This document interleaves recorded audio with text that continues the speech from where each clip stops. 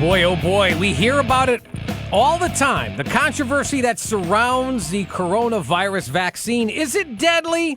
These questions need to be answered. Our next guest hopefully will shed some light on that. She is an osteopathic medical doctor, board certified in 3 medical specialties, widely regarded as the most knowledgeable and outspoken physician on the adverse impact that vaccines can have on health, a recognized expert on a wide range of topics within the field of integrative medicine and the adverse effects vaccines have on health.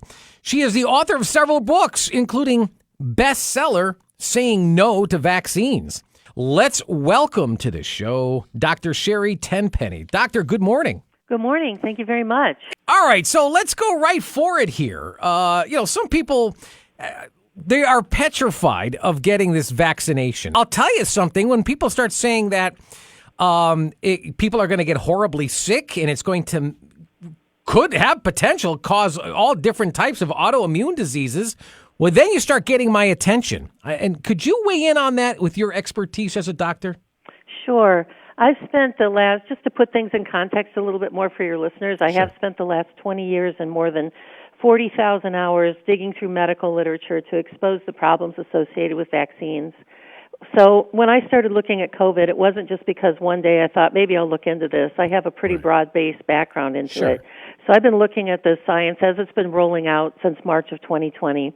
And to date, I've been able to identify about 19 different mechanisms of injury of how these shots are going to cause people to get autoimmune conditions and have neurological problems. And this comes straight from the peer-reviewed medical literature.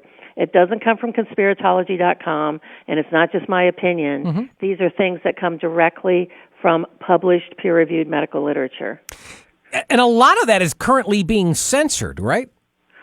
Well, it's more like people like me who are trying to get people to wake up and understand that these vaccines, that they call them vaccines, are not FDA approved. They're completely experimental. They've been rushed to market when it usually takes 15 years. They've done it in a few months. They don't have any long-term studies, and the type of injection that they are putting into your body has never been injected into human beings before.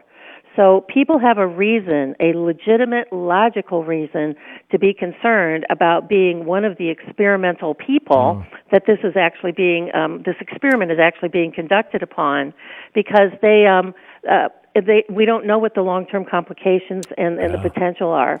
And we do know that the virus has about a 1% death rate, 1%. So we're taking on these shots that are all risk and really no benefit. They say very clearly in their own literature that getting this shot will not keep you from getting sick. We hope that you won't get such a bad case of the corona if you get it, but you can still get it, and therefore you still have to wear a mask and you still have to social distance. And we just want you to get this shot, even though it's really not going to do anything to keep you from getting sick.